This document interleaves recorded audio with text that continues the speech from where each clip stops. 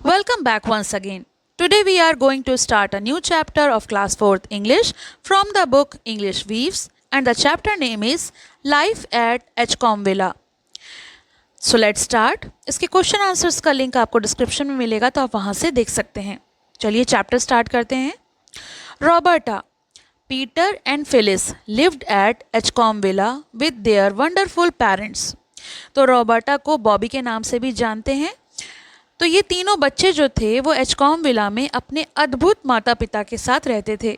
एचकॉम villa was an ordinary red brick fronted villa, but it had all the conveniences in the world. Edgecombe villa एक साधारण सी लाल ईंटों से बनी हुई एक इमारत थी, एक बिल्डिंग थी, लेकिन उसमें दुनिया की सारी सुख सुविधाएं मौजूद थीं. जैसे it had a pretty hallway, coloured glass in front door, bathrooms with hot and cold water, electric bells, French windows, and white walls, adorned with many pictures.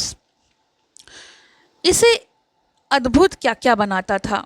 इसे अद्भुत बनाता था एक सुंदर सा हॉल. मुख्य द्वार पे रंगीन कांच लगे हुए थे.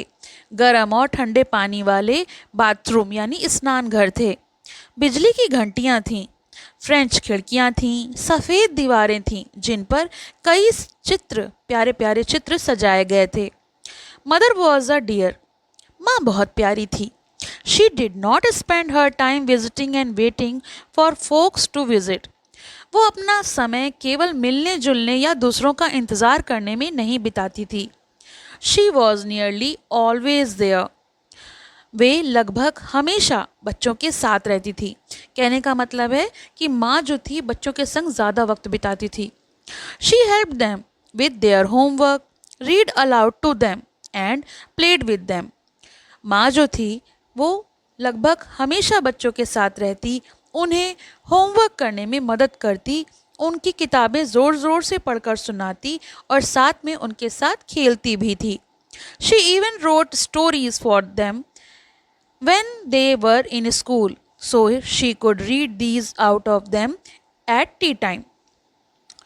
इतना ही नहीं, जब बच्चे स्कूल चले जाते थे तो वे उनके लिए कहानियाँ लिखती ताकि चाय के समय यानी शाम को वो उन्हें पढ़कर सुना सकें. She wrote little poesies for them for a special occasion like the christening of the kitten or the refurnishing of the doll's house or when they were down with mumps.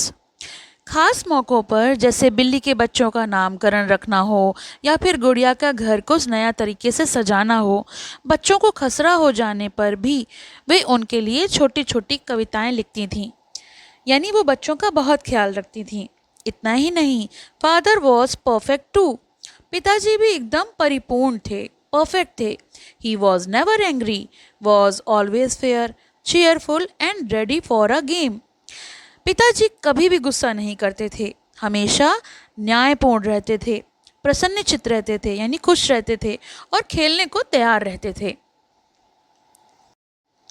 He was often an engineer when their toys were out of sorts, a veterinary doctor when the wooden horse fell apart, and restored the doll's house when it had started leaning sideways. इतना ही नहीं, जब खिलौने बिगड़ जाते थे यानी गड़बड़ हो जाते थे, सही से काम नहीं करते थे, तो वो उनके लिए इंजीनियर बन जाते. लकड़ी का घोड़ा टूट जाता तो वो वेटनरी डॉक्टर यानी पशु चिकित्सक बन जाते उसे ठीक करने के लिए. और जब गुड़िया का घर थोड़ा सा टेढ़ा या झुकने लगता तो उसको ठीक कर देते. On Peter's 10th birthday, mother and father got him a lot of gifts. जब पीटर का 10वां जन्मदिन था उस समय माँ और पिताजी ने उसे बहुत सारे उपहार दिए. The special one amongst these was a smart little fire engine. और उनमें से सबसे खास तोहफा था एक शानदार छोटा सा fire engine. After all Peter did have his heart set on becoming an engineer. आखिरकार पीटर का सपना ही था कि बड़ा होकर वो इंजीनियर बने. इसीलिए माँ पिताजी उसके लिए इस तरीके का तोहफा लाए थे. The engine ran proudly round the living room with its tender of toys till one day Either because of Peter's inexperiences or Phyllis' honest intentions, the engine broke down and would run no more. अब एक दिन क्या हुआ, वो गर्व के साथ engine में बैठकर घूमता रहा अपने डिब्बे में खिलौने लाद कर। लेकिन एक दिन या तो पीटर के अनुभवहीन होने से या फिर फिलिस की सच्ची नीयत से इंजन टूट गया और फिर नहीं चल पाया। बच्चे कुछ खेलते हैं तो कभी कभी अनइंटेंशनली भी कुछ गड़बड़ हो जाती है। उनका भी कोई ऐसा इंटेंशन नहीं था, लेकिन वो इंजन जो था वो काम नहीं कर रहा था। Peter's eyes were red but he tried hard not to cry. Peter की आंखें लाल हो गई थीं, मगर वो बहुत कोशिश कर रहा था कि वो रोए नहीं। Peter confirm that he had red eyes owing to a cold. और फिर वो ऐसा दिखा रहा था कि अचानक सर्दी से उसकी आंखें लाल हो गई हैं। मतलब उसकी जो रेडनेस है वो रोने की वजह से नहीं है, ठंड की वजह से है। He indeed did come down with a cold quite suddenly, and mother wrote him some poesy to cheer him up. वास्तव में वो अचानक सर्दी के कारण बीमार पड़ गया था। तब माँ ने उसके लिए एक कविता लिखी। He cheered him up a whole lot, और उससे उसका मन बहुत हल्का हो गया वो कविता सुनकर। He sat up in bed and demanded some meat pie. और फिर वो उठकर बिस्तर में बैठ गया और फिर मांग करने लगा, उसका मन करने लगा मीट पाई खाने का। तो उसने उसे कहा कि मुझे मीट पाई चाहिए। Cook as asked to make meat pie, and when Peter had his dinner, he looked fit as a fiddle.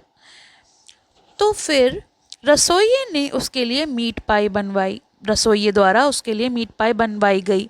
और जब पीटर ने खाना खा लिया तो वो फिर से बिल्कुल स्वस्थ और तंदुरुस्त दिखने लगा, जैसे उसे कुछ हुआ ही ना हो। As for the engine, Peter's only hope was father. लेकिन अब इंजन का सवाल था कि इंजन कैसे ठीक हो, और पीटर का एकमात्र होप जो थी वो थे पिताजी। उम्मीद जो थी वो पिताजी थे कि शायद पिताजी ठीक कर लें। Father was away for a few days and Peter awaited his return most eagerly. क्योंकि पिताजी कुछ दिनों के लिए बाहर गए हुए थे तो पीटर उनके लौटने का बेसब्री से इंतज़ार कर रहा था कि कब पिताजी आएं और कब वो उनका इंजन ठीक करें। Even when father returned, Peter was a good boy enough to wait for him to finish dinner before he let mother mention the matter of the engine. अच्छे बच्चे की तरह पिता के लौट आने पर भी पीटर इतना अच्छा लड़का बना रहा कि पहले उसने उन्हें रात का खाना ख़त्म करने दिया, फिर माँ से इंजन की बात करने को कहा। ये नहीं कि पापा आए और कहा पापा इंजन ठीक कर दो, इंजन टूट गया है। नहीं, उसने पहले थोड़ी देर वेट किया। Mother said, now dear, if you were quite rested and quite comfy, we want to tell you about the great railway accident and ask your advice. comfy यानी comfort।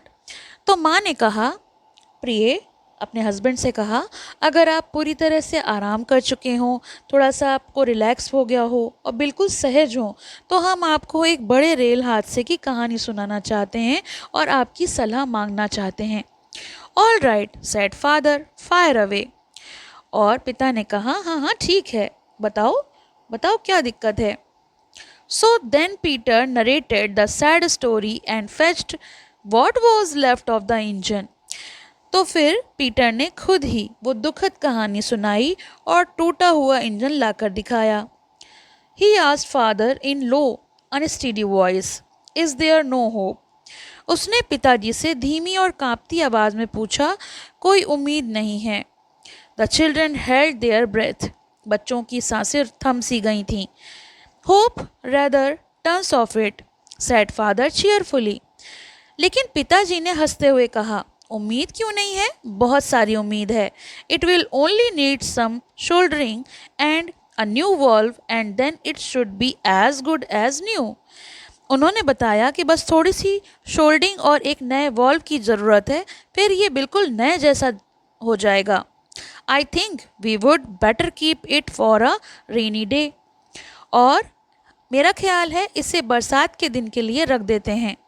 In other words, I will give up Saturday afternoon to it and you shall all help me.